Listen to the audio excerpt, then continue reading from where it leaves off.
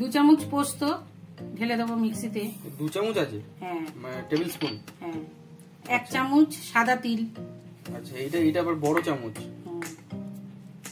1 চামচ সর্ষে, এটা ওই টেবিল স্পুনের মতো। হ্যাঁ। আর হচ্ছে কাঁচা লঙ্কা, এই 7-8টা কাঁচা লঙ্কা, আপনারা ঝাল যেরকম খান সেরকম দেবেন। আমি এইভাবে পেস্ট করে নিয়ে আসছি। আমার বাটাটা হয়ে গেছে একদম। একটু জল দিয়ে বাটতে হবে আসলে, মানে ওগুলোর মধ্যে একটু জল দিয়ে মিক্সি করে কাঁচা লঙ্কা দিয়ে একদম পেস্ট করে নিলাম, ভালো করে পেস্ট করতে হবে। বাস আপনারা শিলনোড়া দিয়েও বাটতে পারেন, কোনো প্রবলেম নেই তাতে। এবার এর মধ্যে আমি একটু নুন, আর আপনারা যদি কালো সর্ষে দিয়ে করেন তাহলে কিন্তু ছাঁকনি দিয়ে ছেঁকে নেবেন, একটু নুন দিয়ে তারপর বাটবেন, দেখবেন তিতো হবে না। তাহলে অনেক চাপ আছে, সাদা সর্ষে দিয়ে করার চেষ্টা করবেন। সাদা সর্ষে দিয়ে করলে ছাকতে হবে না, কালো সর্ষে দিয়ে করলে ঝাঁঝ হয়, ভালো হয়। আমি একটু নুন দিয়ে দিলাম। কড়াইতে আমি সর্ষের তেল দেবো, একদম কাচ্চিখানি মাস্টার্ড অয়েল। কতখানি দিলে? 4 চামচ মতন দিলাম, একটু বেশি লাগবে। 4 চামচ মানে 5 চামচ? 4.5 চামচ। 4 চামচ তুমি বললে 4 চামচ থেকে একটু বেশি লাগবে। 4 চামচের মতনই দেবো, কিন্তু বেশি লাগবে, অল্প তেলে হবে না, সেটা বললাম। 2 চামচে না, 4 চামচে দিচ্ছি, বেশি। ও আচ্ছা আচ্ছা, তেলটা বেশি, 4 চামচ মানেই আমাদের কাছে বেশি। আচ্ছা আচ্ছা। এবারে আমি কালো জিরে ফোড়ন দেবো। আর কতখানি দিলে কালো জিরে? 1 চামচ। 1 চামচ? এটা 2 চামচ? 1 চামচ। 1 চামচ, হাতের মাপে দিলাম। আর দেবো কাঁচা লঙ্কা, খুব সাবধানে ফুটবে, মানে 4খানা কাঁচা লঙ্কা দেবো। আর 1 চামচ কাশ্মীরি লঙ্কার গুঁড়ো দিলাম। 1 চামচ কাশ্মীরি লঙ্কার গুঁড়ো, 1 টেবিল স্পুন কাশ্মীরি লঙ্কার গুঁড়ো। এটা কি লাল হওয়ার জন্য না ঝাল? রং। আচ্ছা, লাল। আর একটু হলুদ দিলাম, 1/2 চামচ মতন, যেহেতু ওতে হলুদ দেওয়া ছিল মাছে, একটু 1/2 চামচ মতন দিয়ে দেবেন। এবার একটু নাড়াচাড়া করতে হবে, নাড়বো আস্তে করে। লঙ্কাটা ভাজা হবে, লঙ্কার গন্ধটা বেরোবে, একটু কাঁচা লঙ্কার গন্ধটা, এই গন্ধটা বেরোবে, এই আমি এখন জল দিয়ে দেবো।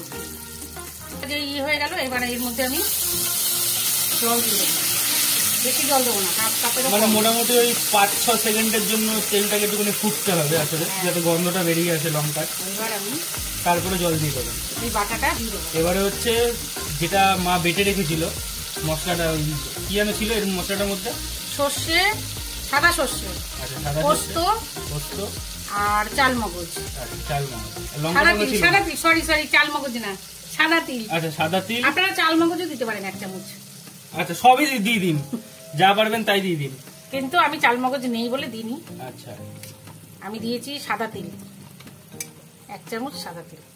আচ্ছা, এবার এটাকে ভালো করে মেশাতে হবে, একদম। আমার ছেলে কি রান্না শিখে গেল এখন? আমাকে কি আর রান্না করতে হবে না? মনে হচ্ছে করতে হবে না। এটা কিন্তু সোজা রান্না, বাবিন। আমার ছেলের ডাক নাম হচ্ছে বাবিন, হ্যাঁ, তাই আমি বাবিন বলি। ভালো নাম হচ্ছে অঙ্কুশ। অঙ্কুশ হাজরা না, এমনি অঙ্কুশ। তো এটা এবার কি করতে হবে? এটা নাড়াচাড়া হলো, এবার সুন্দর। এবার এই মাছগুলো আস্তে আস্তে করে ছেড়ে দাও, দেখি কিরকম ছাড়তে পারো। এবার এগুলো, এই মাছগুলো যে রয়েছে, এই মাছগুলো একদম ছেড়ে দেবো পুরো পুকুরে। আচ্ছা, একদম পুকুরে ছেড়ে দিলাম মাছগুলো, এইভাবে ছেড়ে দে, একদম গ্যাস কমিয়ে দিয়ে। আচ্ছা, মাছগুলোর মধ্যে আবার ডিমও আছে, একদম সুন্দর করে এগুলো পুকুরে ছেড়ে দিলাম হালকা করে, খুব আস্তে আস্তে করে সরিয়ে দেখি। আমি সরিয়ে দিচ্ছি, তুমি টুক করে দিয়ে দাও মাঝখানে। এই তো। ছোট মাছটা কে খাবে বলতো? এই ছোট মাছটা জানি না কে খাবে, কিন্তু একটা মাছের ডিম খুলে গেছে। একটা মাছের ডিম খুলে গেছে? হ্যাঁ, ঠিক আছে। তো এগুলো দেওয়ার পরে এবার কি করতে হবে? এগুলো একদম ঢেকে রাখবো। এবার কতক্ষণের জন্য? 5-10 মিনিট, বেশিক্ষণ না। আচ্ছা, তার মানে এগুলো এটাকে দেওয়ার পরে ঢেকে রেখে মোটামুটি 5-10 মিনিট বাদে আসছি।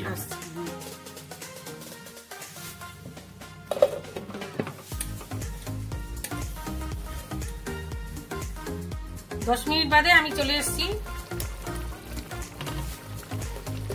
এবার মাছগুলোকে জাস্ট অসাম এসছে। এবার মাছগুলোকে একটু উল্টে দিতে হবে, আস্তে করে উল্টাতে হবে। খুব নরম মাছ তো, খুব আস্তে করে উল্টাতে হবে। এই ইলিশ মাছ বানাতে বেশিক্ষণ টাইম লাগে না, বসানোর সঙ্গে সঙ্গে হয়ে যায় একদম। মানে কাটবেন, পাটবেন, বেটে বুটে কড়াইতে দেবেন, মাছগুলো পুকুরে ফেলবেন, জাস্ট হয়ে গেল, ব্যাস। ঝামেলাই নেই। আর খেতে ও হো হো হো, এক থালা ভাত খাওয়া যায়। তুমি একতলা ভাত খাবে? না, আমি এক থালা খাই না, আমি খাই অল্প। আমাকে দেখতে বিশাল চেহারা লাগে, কিন্তু এটা উল্টাতে খুব কষ্ট হচ্ছে। খুব আস্তে আস্তে তুলতে হবে, নাহলে মাছ ভেঙে যেতে পারে না।